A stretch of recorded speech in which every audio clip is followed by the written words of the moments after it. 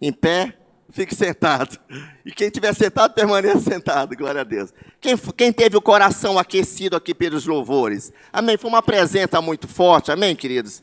Eu fui grandemente impactado pela presença do Espírito Santo.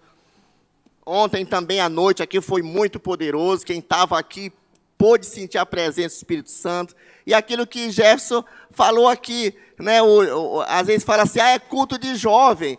Mas eu já sou adulto. Jovem é uma questão de espírito, né? As pessoas às vezes têm 200 anos de idade, mas têm um espírito jovem, né? Eu, pelo menos, estou com um cara de 50, mas tenho 18 anos. Aleluia, só para quebrar o gelo. Queridos, olha, eu estou muito feliz hoje, tá? Muito feliz. Por quê?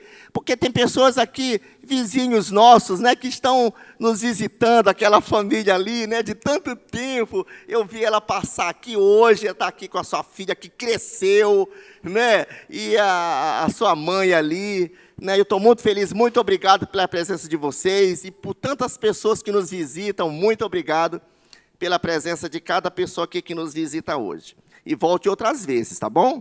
Sintam-se abraçados e abraçadas pela família da Igreja Vida. Amém? Aleluia! Queridos, eu tenho uma palavra de Deus, né, para o coração de cada um de vocês aqui. Hoje é um culto de ceia, né, e eu quero falar sobre isso. Eu quero falar sobre o poder do sangue, né, o sangue fala. Amém? Quem crê que o sangue fala? Amém? Quem está dizendo não sou eu, é a Bíblia. E é isso que a gente vai, né? Então, quando nós ouvimos, né, essa palavra, a Bíblia diz que o sangue de Jesus fala e o sangue de Abel também fala. Agora, o quê? Que o sangue de Jesus fala e o sangue de Abel fala. A Bíblia diz, né? A Bíblia fala aqui, ó. Hebreus, capítulo 12. Eu já vou logo para o versículo bíblico aqui para me embasar. Hebreus, capítulo 12, verso 24.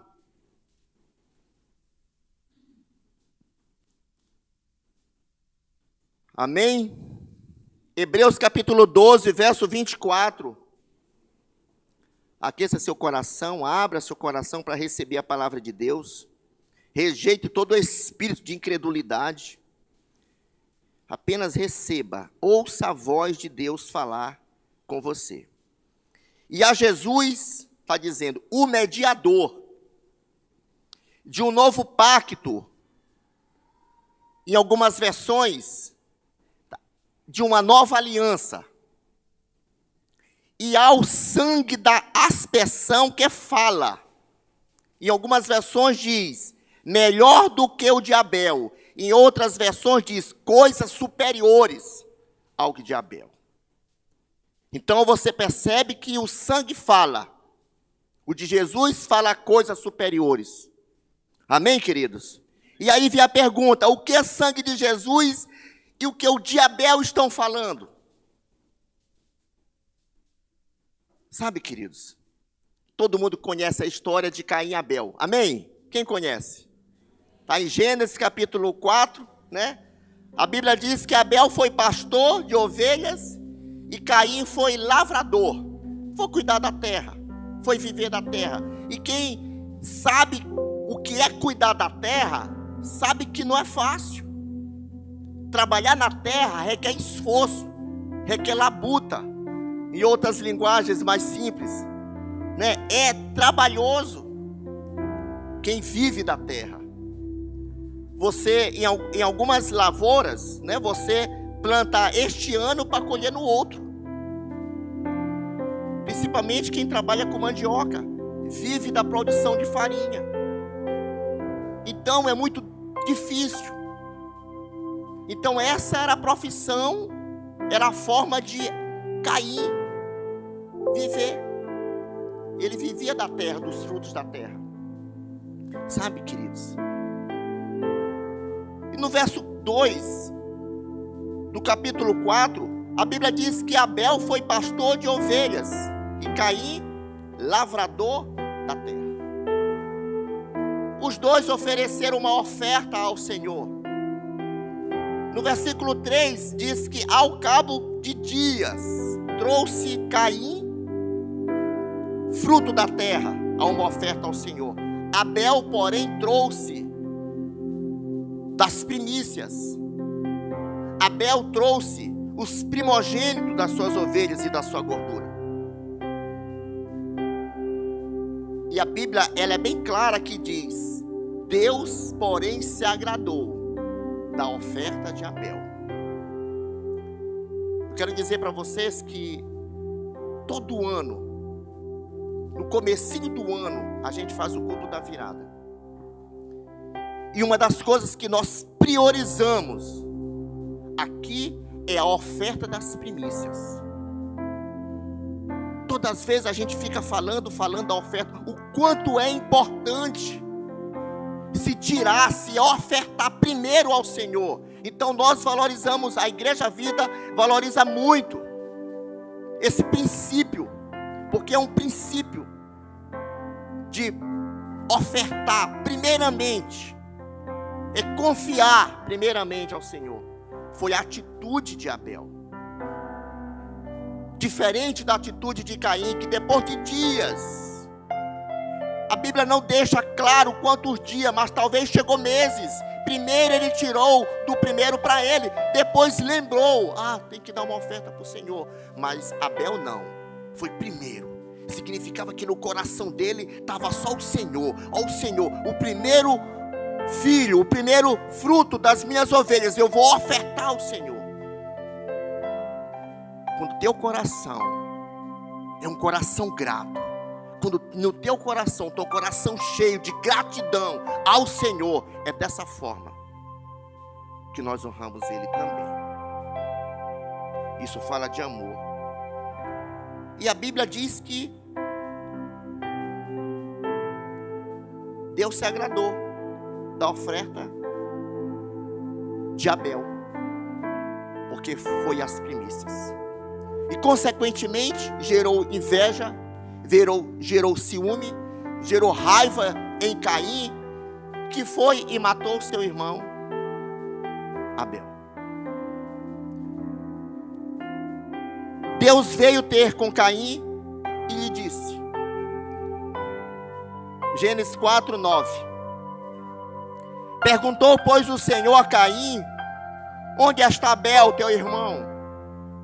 Respondeu ele, não sei, sou eu o guarda do meu irmão? E disse Deus, que fizeste? A voz do sangue de teu irmão está clamando a mim desde a terra. Você percebe aí que o sangue de Abel estava clamando. Sabe, queridos, na nossa cabeça vem logo que a resposta, carnalmente falando, que o sangue de Abel estava clamando por vingança. Essa é a nossa leitura. Sabe, queridos, mas clamar por justiça, sabe, não é ruim, não é errado. Mas, sabe, a Bíblia diz que o sangue de Jesus fala coisas superiores. Agora, o que o sangue de Jesus, o que ele quer dizer que fala coisas superiores? Sabe, queridos, lá na cruz, sabe, quando o seu sangue, o sangue de Jesus foi derramado através da coroa de espinhos, através dos açoites, através dos cravos nas mãos e nos pés. No Evangelho de Lucas, capítulo 23, verso 34, somente a parte A, isso parece muito com Jéssica dele, que eu sempre gosto de destrinçar o que é parte B, o que é parte A. Jesus está dizendo aqui, queridos, quando Jesus fala que o sangue dele clama por coisas superiores, a resposta nós encontramos aqui, ó.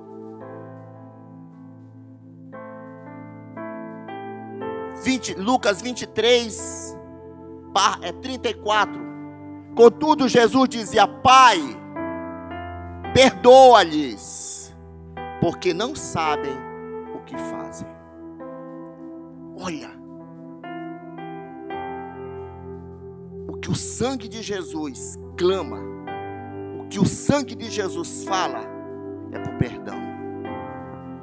É isso que ele quer dizer por coisas superiores. Para Jesus, Aquele sangue derramado ali tem um significado. Não somente, queridos, não somente fazendo o papel e cumprindo tudo aquilo que era para mim, era para você, mas aquele sangue derramado ali está clamando: Pai, perdoa-lhes, porque eles não sabem o que fazem. O sangue de Jesus está clamando por perdão.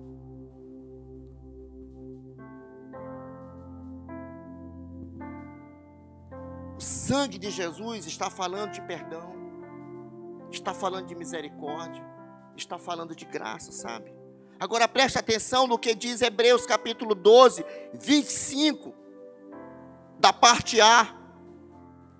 Ele diz: vede que não rejeiteis ao que fala.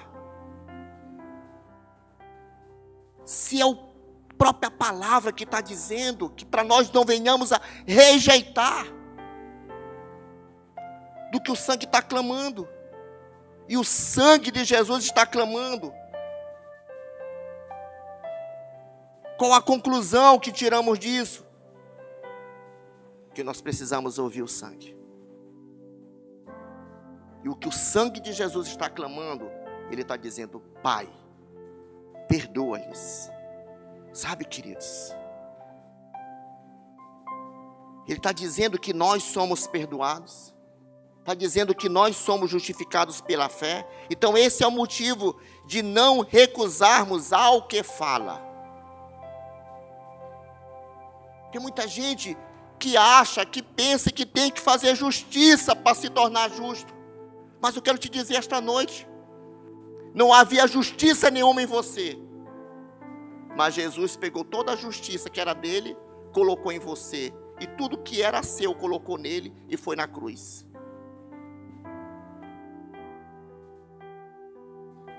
Isso é decisivo para a forma como você crê. Isso é decisivo para a forma como você recebe essa palavra. Isso pode mudar a tua vida. Quando nós cremos correto, nós vivemos correto. Correto, nós vamos viver por demanda. Achamos que tem um limite para agradar, para chegar no nível que agrada a Deus. Isso se torna um esforço. Mas uma vez que eu entendo que Jesus me amou e foi ali na cruz e morreu, isso me dá uma sensação de liberdade, que ele morreu no meu lugar. Sabe, queridos, a nova aliança é sobre isso. A nova aliança, o centro da nova aliança é: perdoados estão os teus pecados.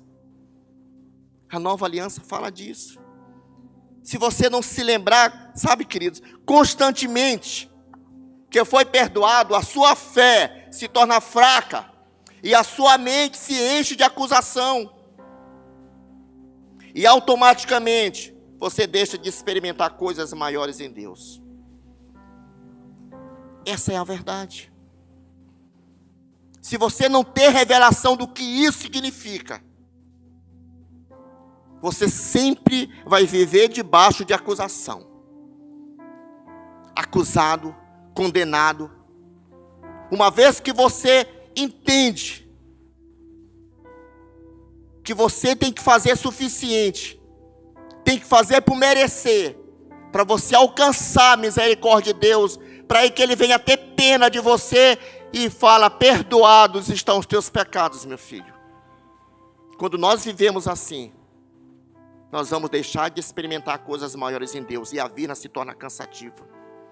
Você se afadiga, você vai viver deprimido, você vai viver acuado, sabe? Isso não é vida para ninguém. Eu quero te dizer que Deus já te libertou, Deus já te perdoou, Deus já te justificou, sabe? Agora você precisa se apropriar pela fé. Crer somente. A fé é o firme fundamento das coisas que não se esperam e a prova das que não se vê. Sem fé, Hebreus 11:6, é impossível agradar a Deus. Sabe, sem fé. Então, uma vez que eu não creio no sacrifício de Jesus na cruz, uma vez que eu não creio no que o Pai deu seu Filho para morrer por mim e por vocês, no lugar, como é que eu vou agradar o Pai? Então a condição de eu agradar o Pai é crer na obra do Filho. Amém? Então isso é a chave espiritual para a nossa vida, queridos. O sangue de Jesus te diz esta noite que você já está perdoado, meu irmão. E quando as pessoas não creem no perdão do pecado, elas se colocam num terreno abalável. E se abaladas, vivem constantemente inseguras. Agora, quando você tem uma consciência clara de que é totalmente perdoado, então não é abalado diante da circunstância. Por isso a necessidade de nós ouvirmos através da palavra de Deus que o sangue fala. Amém? Quem está comigo aí? Assim que o pastor Bruno diz. Glória a Deus. Sabe, repita comigo, diga o perdão dos pecados. Pro ensaio tá bom. Diga o perdão dos pecados. É o centro do Evangelho. É o centro da nova aliança. O perdão dos pecados é o centro do Evangelho, queridos. Amém? Por isso que não podemos recusar, sabe, a ouvir, que fala de coisas superiores, porque se recusarmos a ouvir essa voz, estaremos no terreno abalável e movediço. Uma vez que eu não tenho a sensibilidade de liberar perdão para o meu irmão, para a minha irmã, dentro de casa. Às vezes, está o homem e a mulher, mas são dois inimigos. Eu não vou pedir perdão, porque ela tem que pedir perdão primeiro. Por outro lado, é a mesma coisa. Onde é que vai parar isso? Eu sempre digo, falei para Jefferson, Jefferson, esse que estava aqui, recém-casado, e eu falei, filho, a vida de casal é um desafio todos os dias. Quantas e quantas vezes você não tem que morrer para você mesmo? Sabe, vida de casado é isso. Todos os dias, às vezes eu tenho que morrer para mim, morrer para minha carne, porque se eu for revidar diante do que a carne está falando, e a minha mulher foi revidar diante do que a carne fala, a gente vai ficar se degladiando, a gente vai ficar se ofendendo. Ela lança uma palavra e eu lanço outra, e assim vice-versa. Mas onde é que está a sabedoria? Morra para você. Morrer para você, sabe, queridos, é morrer para a carne. Para que o nome do Senhor seja glorificado, sabe? Não é que você está se rebaixando, não. Não é que você está se rebaixando, mas, sabe, nós precisamos às vezes ser sábios. Depois a coisa passa. A pessoa às vezes se conscientiza que estava agindo de uma forma impulsiva. Aí Jefferson lá, pastor, todo dia eu morro lá em casa. Eu falei, poxa, mas já. Todo dia começou agora, está na lua de mel. Mas é assim. Então vai aprendendo a morrer todo dia, né? Mas a vida de casado é um desafio, queridos. Mas sempre tem essa disponibilidade, sabe, em perdoar e liberar perdão. Sabe, a gente tem como base a nova aliança, que fala diretamente de perdão dos pecados. O Senhor nos mandou celebrar ceia para nos lembrarmos dele e da nova aliança. A nova aliança mais para frente, a gente vai falar sobre, de fato, o que é a importância de nós celebrarmos a ceia, sabe? Mas o que vemos são pessoas lembrando do pecado, e quanto mais se lembram do pecado, mais abalada se sente. Principalmente o dia de hoje, pastor Bruno. Principalmente o dia de hoje, que ela vai olhar para a ceia, e ela vai olhar para ela. E ela viu que este mês ela não respondeu como ela deveria responder para Deus. Ela pecou, talvez ela mentiu para alguém, talvez, enfim, são tantas coisas. Aí vem aquele pensamento de acusação. Então, ela não está digna de participar da ceia hoje. Mas o verdadeiro significado da ceia é outro. Quero te dizer que nenhuma condenação há para aqueles que estão em Cristo Jesus. Amém? Sabe, a gente escuta tantas e tantas pessoas dizendo: pastor, eu não vou fazer isso, porque eu não estou apto. Eu briguei com a mulher, eu dei um chute no gato, eu pisei no rabo do cachorro. E aí vai, 1001 coisas, porque ele não se acha digno, porque fez tal coisa, né, pastor Neto? Mas sabe quem que é digno? Deus nos amou na nossa pior forma. Nós éramos inimigos dele, mas ele nos amou. Existe prova de amor maior que essa? Não existe nada maior que o perdão dos pecados, queridos. Não importa o nível de maturidade que alcancemos, nós sempre precisamos nos lembrar do quanto fomos perdoados. Efésios capítulo 1, verso 7, diz o quê? Efésios, o apóstolo Paulo fala aos Efésios: em quem temos a redenção pelo seu sangue. A redenção de quê? Dos nossos delitos, dos nossos pecados, segundo as riquezas da sua graça. Quem tem a mentalidade de perdoado, anda em fé. Diga para a pessoa que está ao seu lado, diga: quem tem a mentalidade de perdoado, anda em fé. Amém, queridos? Primeiro ponto, se for só da introdução, gastei quase meia hora para a introdução, meu Deus.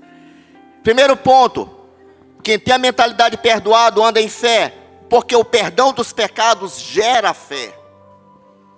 O perdão dos pecados gera fé. Então, ter a mentalidade, sabe, irmão, que todos os seus pecados foram perdoados, não é somente o começo, mas é a fundação e a fonte, ou seja, a origem de todas as bênçãos.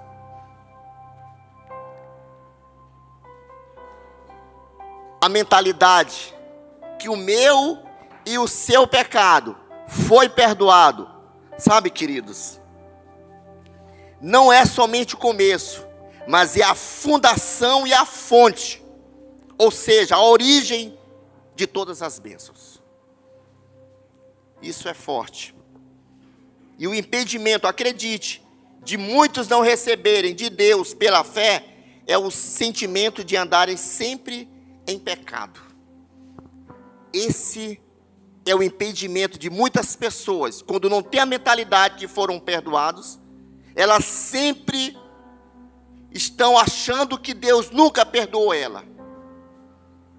E aí, consequentemente, fica oprimida. Consequentemente, fica apagada. Consequentemente, não desfruta daquilo que Deus tem, porque ela acha que Deus está zangado com elas. E, inclusive, a enfermidade que ela tem é porque é uma lição de Deus. É um castigo de Deus. Você já ouviu pessoas dizer assim? Pessoas que creem errada. Pessoas que têm a mentalidade que o sacrifício de Jesus lá na cruz foi em vão, não serviu para nada. Você vai ver muitas pessoas tendo essa mentalidade. Mas você que está ouvindo essa verdade hoje, quando você se encontrar com uma pessoa dessa, você afirma e reafirma para ela, diga: em Cristo, todos os teus pecados estão perdoados. Isso é chave para você andar em vitória. Amém, queridos? No Evangelho de Marcos, sabe, nos conta de uma certa ocasião, sabe, que Jesus estava em Cafarnaum e um grupo de amigos. Aquela história que lá em Mateus capítulo 2 fala que aquele grupo de amigos pegou aquele paralítico. Jesus estava em Cafarnaum, a casa estava cheia de gente, não podia entrar nem pela janela, nem pela porta, e tiveram que subir no telhado, furar um buraco na laje e descer aquele paralítico numa maca, numa corda pelas 4 pontas, e chegou justamente bem no meio de Jesus. quando Jesus viu aquela situação, lá em Marcos capítulo 2, verso 5, Marcos 2, verso 5, e Jesus vendo-lhes a fé, disse ao paralítico: filho, perdoado são os teus pecados. Não é isso que está aqui, queridos? Vendo-lhes a fé, Jesus disse ao paralítico: filho, os teus pecados estão perdoados.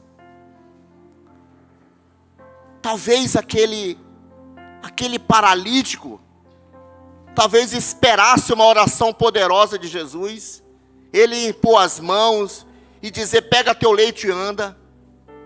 Mas ele simplesmente diz: os teus pecados estão perdoados.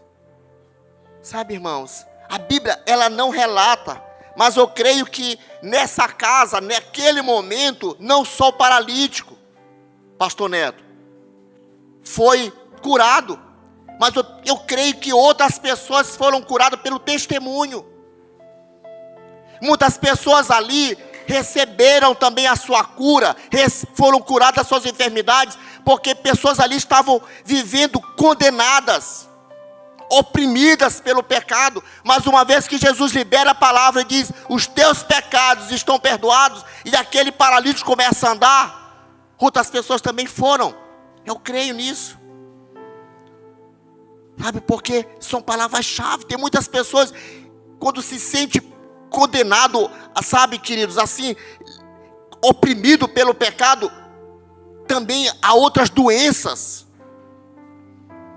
Doenças pessoas são acometidas de outras enfermidades, porque o pecado, ele envelhece. O pecado, sabe, ele te joga para baixo, ele te oprime. Porque quando cometemos o pecado, vivemos debaixo dessa condenação, é tudo que o diabo quer. Diferente daquele que tem a mente de perdoado. Diferente daquele que tem a mente de justificado. Não estou dizendo que isso, você não possa pecar. Você não pode ser escravo do pecado. Enquanto vivermos aqui, vamos cometer pecado. Mas você não pode ser vítima do pecado a ponto de andar cabisbaixo, a ponto de andar derrotado. Todos os teus pecados, os presentes, os passados e os futuros, já foram perdoados por Jesus. Quem crê? Amém? Isso é chave para que você possa andar em vitória, irmãos. Então, a mensagem que vai transformar o mundo, consequentemente, sabe, e as pessoas, é aquela que Jesus mandou que os discípulos pregassem. Lucas capítulo 24, verso 47.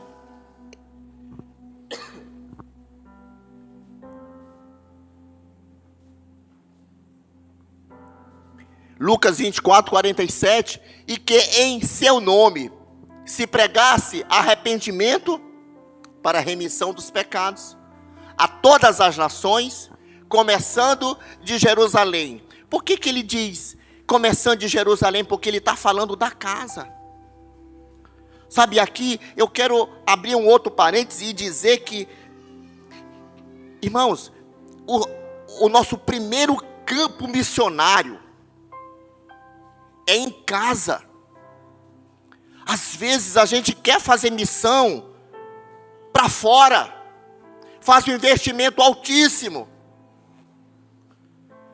faz 1001 coisas, mas o teu primeiro campo missionário está dizendo aqui, ó. E que em seu nome, em nome de quem? Em nome de Jesus, se pregue arrependimento para a remissão de pecados a todas as nações, começando de Jerusalém, começando a sua casa. Depois que você ganhar a sua casa, comece na sua rua. Ganhou a sua rua, comece no seu bairro. Teu primeiro desafio, você que tem chamado ministerial para evangelismo, o seu campo missionário primeiro é em casa. E às vezes na nossa casa, o pai não é crente, a mãe não é crente. Mas a gente quer fazer investimento altíssimo para ir para Equador, para ir para o Peru, para ir para a África, em casa.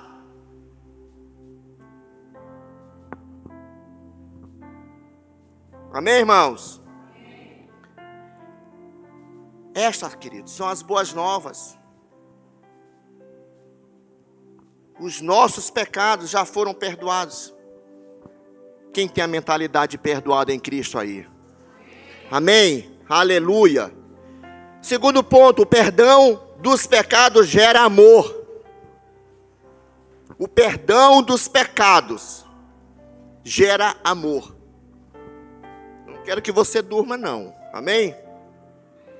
Segundo a Bíblia, não é apenas a nossa fé que depende do perdão dos pecados. O Senhor Jesus também disse que aquele que é mais perdoado, esse ama mais. E aí a gente vai para a Bíblia, queridos. E a gente vê uma história, né? Lá em Lucas capítulo 7, a partir do verso 36, que fala que Jesus foi convidado por um fariseu para comer com ele. A gente sabe daquela mulher, a Bíblia relata no Evangelho de Lucas, que, versículo 37, esse que é uma mulher pecadora, olha como a mulher é intitulada pecadora, que havia na cidade, quando soube que Jesus estava à mesa, em casa de um fariseu, ela trouxe um alabastro com bálsamo, e estando por detrás, aos seus pés, chorando, começou a regar-lhe os pés com lágrimas, e enxugava os cabelos da sua cabeça, e beijava os pés, e ungia com bálsamo. Mas ao ver isso, o fariseu que convidara, falava consigo, dizendo: se este homem fosse profeta, saberia que é de qualidade, e essa mulher que o toca, pois é uma pecadora. Eu não vou terminar, não vou continuar lendo. Você conhece a história. Aquele fariseu estava julgando aquela mulher. Aquela mulher, Jesus mesmo fala que ela era uma pecadora. Mas o sentimento dela, quando ela toca em Jesus, sabe, queridos, e Jesus disse que o pecado dela foram perdoados, ela recebeu. E aquele que se intitulava não tinha pecado, aquele que se intitulava correto, Jesus chega e dá uma no olho dele e fala: tu que está julgando, esse teu pensamento aí, ó. Esse teu pensamento aí, pelos costumes de Israel, está dizendo que eu deveria chegar aqui, vir alguém para lavar meus pés, e nem sequer você fez isso. Pela etiqueta, você deveria também me dar um beijo no rosto.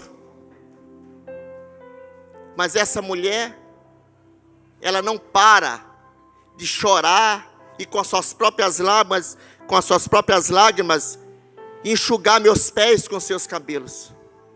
E aí foi falando muito mais. Sabe, queridos, que lição Jesus está dando para aquele que estava achando que estava fazendo as coisas politicamente corretas. Mas aquela mulher, que ele próprio dizia que ela era uma pecadora, saiu dali, versículo 50, versículo 49 diz: mas os que estavam com ela à mesa, começaram a dizer entre si: quem é este que até perdoa pecados? Jesus, porém, disse à mulher: a tua fé te salvou, vai-te em paz. As mesmas palavras que Jesus disse para aquele leproso: vai, a tua fé te salvou. Ele está dizendo para essa aqui: vai, a tua fé te salvou. A fé de crer correto. E a partir dali, aquela mulher muda de vida, queridos. Sabe? Jesus aqui, ele está dizendo que o seu amor depende do quanto você foi perdoado. Então todos nós fomos muito perdoados, amém? Eu e você fomos muito perdoados. Quando eu falo que o perdão dos pecados gera amor, uma vez que essa mulher se sentiu perdoada, o seu limite de gratidão, a sua extravagância de adorar o Senhor era sem limites. Pegou de um vaso de perfume caríssimo e derramou nos pés de Jesus. Sabe? Ninguém sabe. Em outras versões diz que era um denário, valor de um dia ou de um ano. Para aquela mulher era muito dinheiro. Sabe, queridos? Mas Simão, esse fariseu legalista, pensava que não tinha pecado. Por isso que tratava Jesus de forma indiferente. Mas a mulher, Jesus disse que ela tinha muito pecado, mas ela sabia que estava completamente perdoada. Então esse é o sentimento de nós termos essa mentalidade, que não importa o tamanho do pecado que você cometeu, não importa que uma vez que você tenha recebido Jesus como teu Senhor e o teu Salvador, todos os pecados da tua vida foram perdoados. Amém, queridos? Aleluia. E para me adiantar, eu quero partir para o último ponto aqui. O perdão dos pecados nos enche do Espírito. Amém? Nesse ponto eu quero ressaltar aqui a maior bênção de todos, o Espírito Santo. E eu quero aqui falar de um episódio, sabe, irmãos, que a Bíblia, ela fala de um homem chamado Cornélio. A Bíblia diz que ele é um homem piedoso e temente a Deus, com toda a sua casa, fazia muitas esmolas e orava constantemente a Deus. E em um dos seus dias de oração, também você certamente conhece, a Bíblia diz que apareceu um anjo. A Bíblia diz que ele ansiava, ele orava, ele pedia, e apareceu um anjo em Atos capítulo 4, Atos 10, versículo 4 e 5. Atos capítulo 10, versículo 4 e 5. A Bíblia diz que o anjo, fitando nele os olhos e atemorizado, perguntou: que é, Senhor? O anjo respondeu e lhe disse: as tuas orações e as tuas esmolas, Cornélio, têm subido para a memória diante de Deus. Agora, pois, envia homens a Jope e manda chamar Simão, que tem por sobrenome Pedro. Você observa que nessa leitura, o anjo não pregou. O anjo poderia pregar? Até que poderia, mas ele não pregou. Sabe por que o anjo não prega? Não pregou para ele? Porque, queridos, Cornélio pediu para que chamasse a Pedro. O anjo não podia pregar as boas novas do perdão, porque nunca foram perdoados. Então somente quem pode, experimentar a graça e o perdão, e pode testemunhar a Bíblia, aquelas pessoas que foram perdoadas. Anjo não foi perdoado, mas ele chamou Pedro para pregar. Manda chamar, está bem aqui, 2 dias de viagem, em Jope.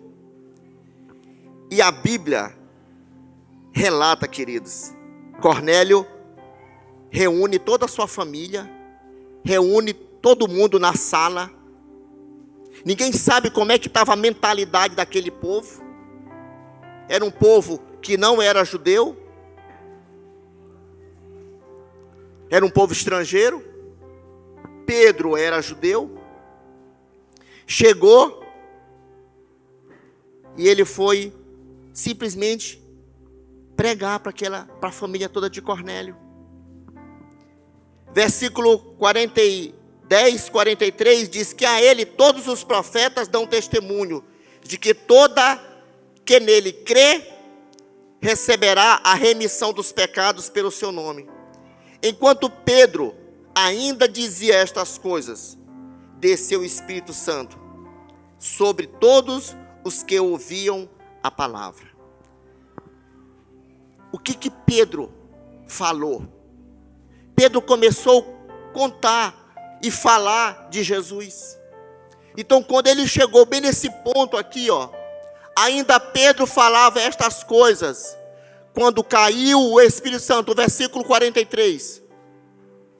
Dele todos, quem? De Jesus, todos os profetas dão testemunho, de que, por meio de seu nome, no nome de Jesus, todo aquele que nele crê, recebe remissão, recebe perdão de pecados. Então foi isso que Pedro começou a falar para aquela sala cheia da casa de Cornélio. Vocês que creem em Jesus, certamente Pedro falou assim, você crê em Jesus?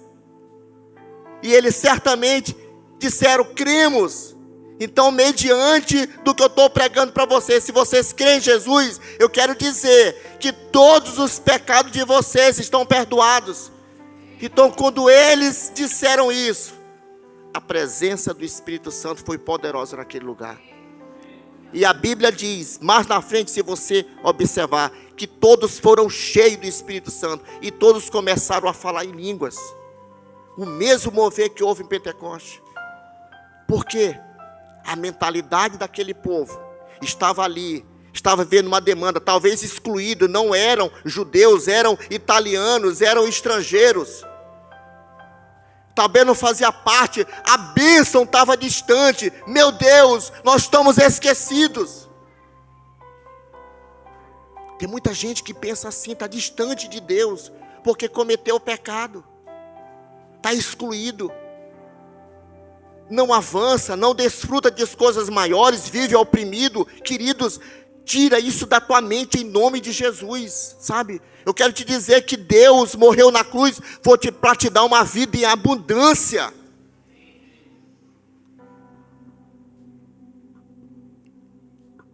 Aleluia.